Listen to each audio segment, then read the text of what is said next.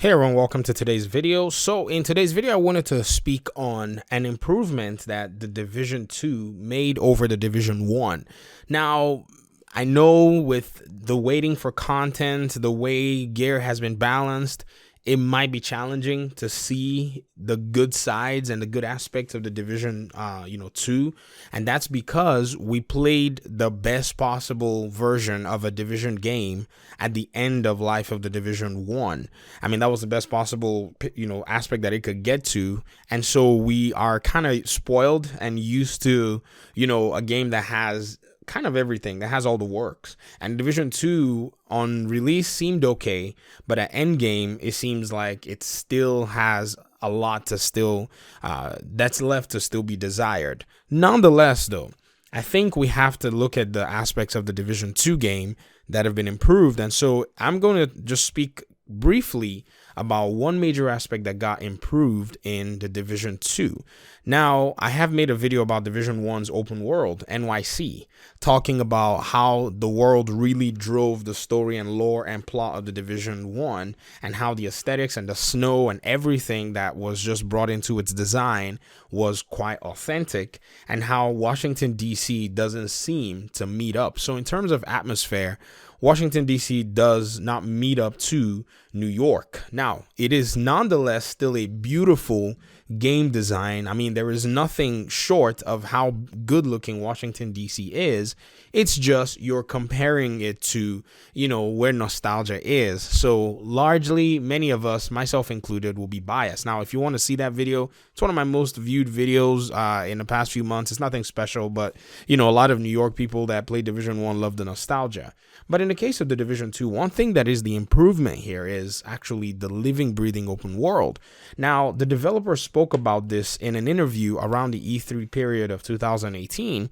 And I think it was a developer or designer. I can't remember his role. Can't even remember his name, but I know his face. You kind of see all these guys in interviews and you start, recognizing faces. And he spoke about how they wanted to develop a world that was living and breathing and how things were going to continue to go on in this world. So once you log back in, you kind of could engage the world wherever it stopped. Now that the game is released, it was just as I envisioned when I heard him make that comment. I thought the world would probably be more dangerous than it already is. Yes, the world is slightly active, but it's not as dangerous as I thought it would be, but it's still nonetheless active. And I think this is where the improvement is.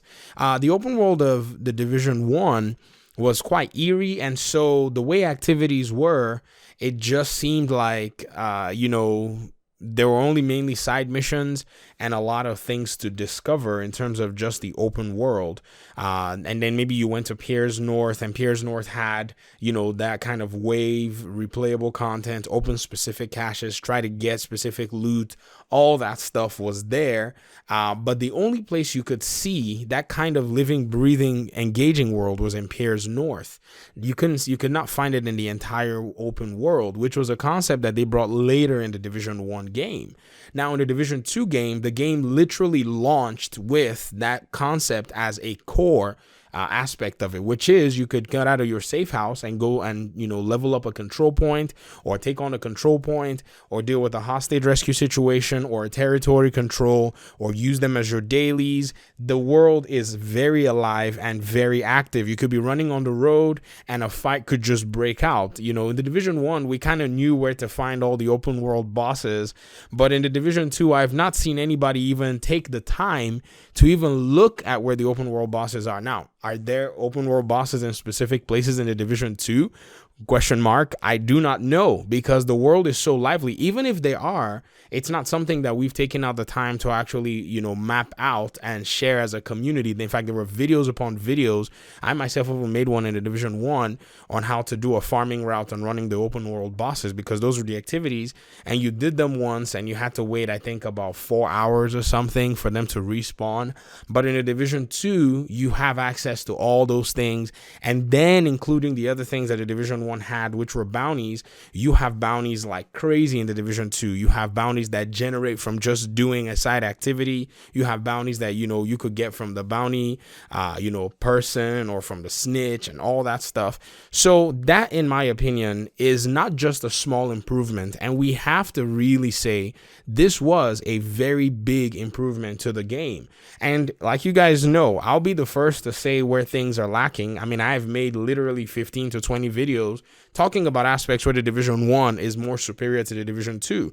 And so today I feel like we need to just look at this one part and say, yeah, even though the Division 2 did not come out with the full endgame package that the Division 1 was able to develop, we still have to give it to how the open world is so well constructed in terms of activities. In fact, if the Division 1 was like that, I don't think they would have needed to do a Division 2. I think that would have kept the game going, and they would have just been adding rewards and adding all kinds of things, and then maybe bringing a new city, expanding the map, as much as they wanted to. Now, another thing too, you have to think, I genuinely think that discussion came up. I genuinely think the discussion of expanding the map, well, how would it have come up anyways?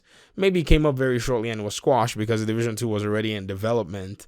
And, I don't think that was a possibility because they came out in that state of the game, I think in the game's 1 or 2 year anniversary, and said something along the lines of they didn't want to continue any more development with the Division 1 or something like any more adding of content or something like that. I think that state of the game, in my mind, here's what I think.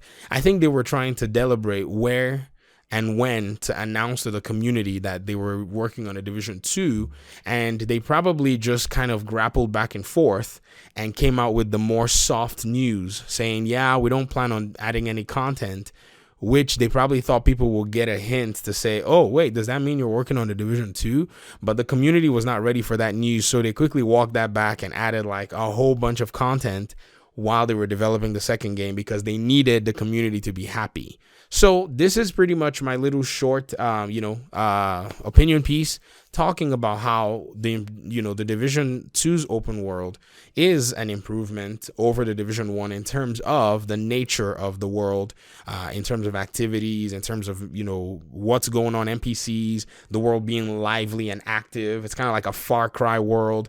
And in my opinion, even slightly, better in terms of the nature of the game. Now, Far Cry, though, is on a whole different level, but you know what I mean. And so I want to hear your thoughts. Do you think that this is actually a better open world in terms of activities? Do you think that the Division 2 still does it for you? Division 2 is just running around a desolate world, which is fine because that's what the game actually is. The Green Poison had actually gone around and, taken out a lot of the population. And in Division 2, civilization is supposedly recovering. So maybe in 6 months, the Green Poison has burned out, which is a lore issue that makes people scratch their heads. But nonetheless, however they arrive there, that open world is actually, in my opinion, better. So that's it for me. Thank you very much for your time and audience. I appreciate you guys so much. Hopefully State of the Game is something that we can have a solid discussion over when it's done, and I guess we shall see, and I'll see you in my next video. Peace.